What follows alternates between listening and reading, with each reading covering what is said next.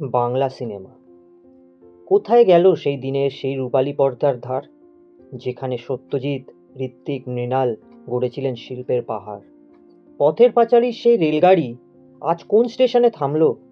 সোনার কেল্লার সেই রোমাঞ্চ কেন সস্তার হাসিতে নামলো? মেঘে ঢাকা তারার সেই আরতি, কলকাতা ৭১-এর আগুন, সবই কি আজ ফিকে হয়ে গেল? সবই কি আজ ফাগুন?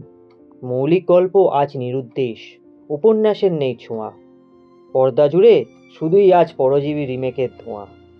অভিনেতারা সব লাইট ক্যামেরা ছেড়ে আজ রাজনীতির মঞ্চে, শিল্পের সাধনা জলাঞ্জলি দিয়ে তারা ক্ষমতার হিসেব কষছে।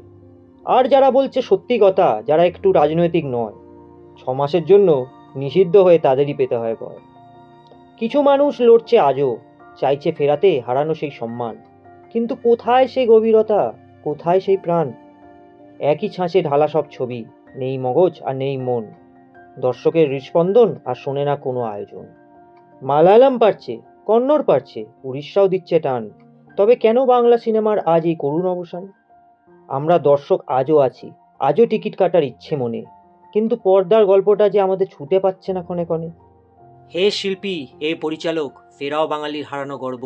গল্প বলো মাটির, গল্প বলো মানুষের, হোক সব বিনাশ করব। ভালো ছবি করো তোমরা, আমরা আবার হল ভরিয়ে দেবো। হারানো শ্রেষ্ঠত্বের সেই সিংহাসন আমরাই ফিরিয়ে নেব। অসংখ্য ধন্যবাদ।